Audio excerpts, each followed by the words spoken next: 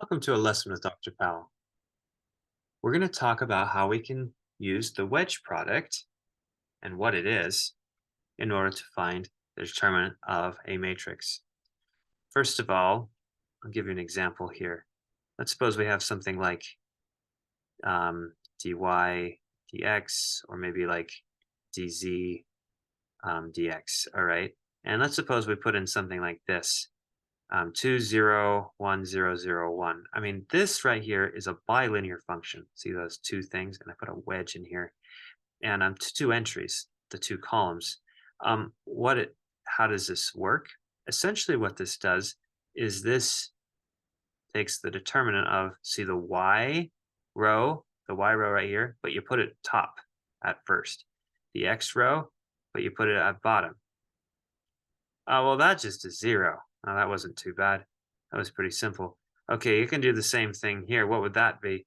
This would give us the determinant of something like 0 first, so 0, 1, and then x row next, 2, 0. That determinant would be -2. So that kind of gives you a feel for what these determinants are what these wedges, what wedge means, and what these things do. The dy kind of picks out what's in the y position. The dx picks out what's in the x position. And then when you do a wedge, it tells us to take a determinant. Now, we discussed in a previous video a little bit about what a tensor product is, like with this. Well, really, this is the exact same, except we've actually applied a determinant function to what you get from this. And that's about it. So basically what it is, the determinant is a bilinear function. So kind of this means everything that this means, but then after you're done with this, you put everything into the determinant function and it does something. Especially in this case that we're going to consider.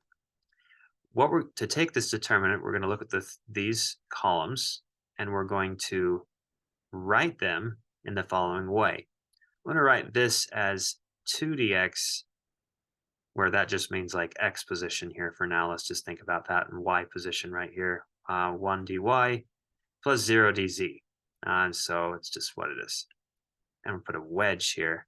And then I'm going to think of this as being, it's simply just dz. See, 0 dx, 0 dy plus, so just dz. Wedge, and then this right here, I'm going to think of that as being dx minus dy. Now, since wedge behaves like determinant, like if we're swapping things away from, like, what is this right here? This calculates determinant keeping the x row where it's supposed to be, the y row where it's supposed to be, the z row where it's supposed to be of a 3 by 3. It's a trilinear, and this is a trilinear transformation. Okay, with 3 different inputs coming into it, 3 different input columns. Now you could plug the identity matrix in here and you just get 1 out. Sure. And so what we're going to do is we're going to actually use that fact as we go along here. We're going to think about this as behaving a lot like tensor, like this symbol. So the pairing distributes just like a foil, and the DZ can stay in the middle now as we do that. We think and we also going to use the idea that if we ever have like multiple things like this happening, like we're reusing a row, then the output's just going to be 0. So we can ignore anything like that. So this foil business will actually be really nice, because sometimes, like if we did like this guy and this guy, notice that would be 0, or that guy and that guy, that would be 0. So really we only have outside and inside and we're done. So outside, we'd end up having and we can put the constants out front, -2 dx wedge dy. But not really. What am I missing? Haha. Have to remember the DZ's in the middle, and order is very important on this. The DZ stayed there in the middle, and then we have dy. Okay, now over here, let's see the inside here. So we have plus dy, just a 1 there, wedge dz, wedge dx. Right. Now, If we interchange rows, like for determinants, it's going to multiply -1 every time we do a swap. So we swap. So if we swap these two guys, so it looks like dx wedge dy wedge dz, that would multiply the output by -1. So that would be a 2 there. And over here, let's see, we need to move the dx to the front. So you swap those and swap those again, 2 swaps to move it up. So that'd be plus dx wedge dy wedge dz, no change, it's just +1. So then you can add these together here. Think of like a tensor here, and then use it just the same thing and just add them together like terms, and then you apply the determinant function on it, something like that.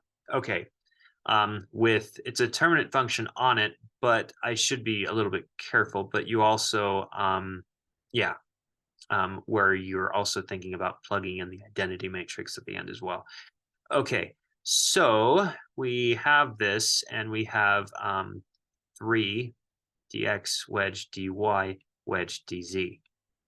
Then if we threw the identity matrix into this, that would be this would turn out to be a 1, and we'd be left with 3.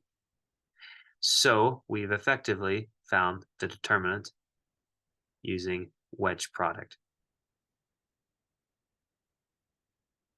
Thanks for watching.